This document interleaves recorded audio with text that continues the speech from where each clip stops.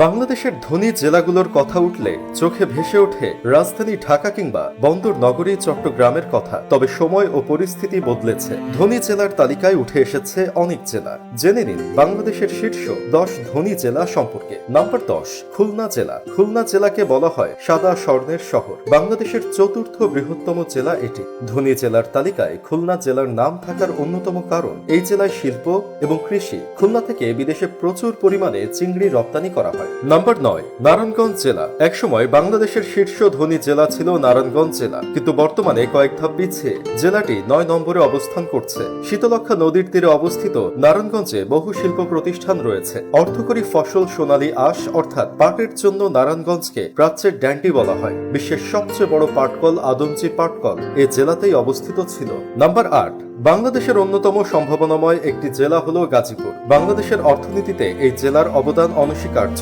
গাজীপুরে রয়েছে জাতীয় পর্যায়ের বিভিন্ন প্রতিষ্ঠানের সদর দপ্তর, 2টি ক্যান্টনমেন্ট ও দেশের একমাত্র হাইটেক পার্ক সহ বহু সংখ্যক সরকারি, স্বায়ত্তশাসিত ও বেসরকারি প্রতিষ্ঠান এবং ক্ষুদ্র ও মাঝারি এবং ভারী শিল্প কারখানা। নাম্বার 7, মানিকগঞ্জ জেলা। ধনী জেলার তালিকায় এই জেলার নাম আসার অন্যতম কারণ এর শক্তিশালী অর্থনীতি। মানিকগঞ্জের বেশিরভাগ মানুষ ব্যবসা বাণিজ্যের সাথে জড়িত। মানিকগঞ্জে মোট 166টি বড় হাট বাজার রয়েছে। এগুলোকে কেন্দ্র করে মানিকগঞ্জের অর্থনীতি সমৃদ্ধ হয়েছে।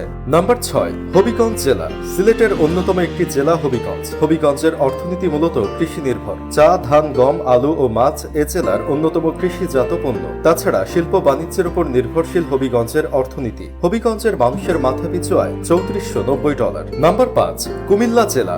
মেঘনা, গোমতী কিংবা তিতাস নদীর মতো প্রধান নদীর তীরবর্তী এই জেলার অর্থনীতি মূলত কৃষির উপর নির্ভরশীল। তবে ব্যবসা ও খনিজ সম্পদের দিক দিয়েও কুমিল্লা অনেক এগিয়ে। নাম্বার 4, চট্টগ্রাম জেলা। বন্দর নগরী ও বাণিজ্যিক রাজধানী হিসেবে পরিচিত এই চট্টগ্রামে রয়েছে বাংলাদেশের সবচেয়ে বড় সমুদ্র বন্দর। সেখান দিয়ে দেশের বাণিজ্যের 75% রপ্তানি করা হয়। রাজস্ব আয়েও চট্টগ্রামের ভূমিকা অপরিসীম। দেশের মোট রাজস্ব আয়ের শতকরা 60% আসে চট্টগ্রামের ব্যবসা বাণিজ্য থেকে।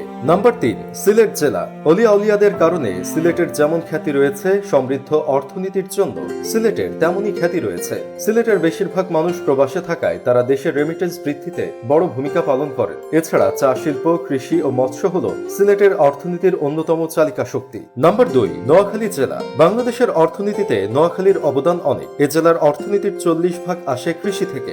এছাড়াও নোয়াখালীর বেশিরভাগ মানুষ ব্যবসার সাথে জড়িত। বড় ব্যবসায়ীদের ভিড়ে ছোট ছোট ব্যবসায়ীরাও নোয়াখালীর অর্থনীতিকে সমৃদ্ধ করেছে। নাম্বার 1, ঢাকা জেলা। সে প্রাচীন আমল থেকে ঢাকার গুরুত্ব অনেক বেশি। বিভিন্ন সময় বিভিন্ন শাসকের রাজধানী হিসেবে ব্যবহৃত হয়েছে ঢাকা। সেই মুঘল আমল থেকেই ঢাকা বাণিজ্যের অন্যতম কেন্দ্রবিন্দু।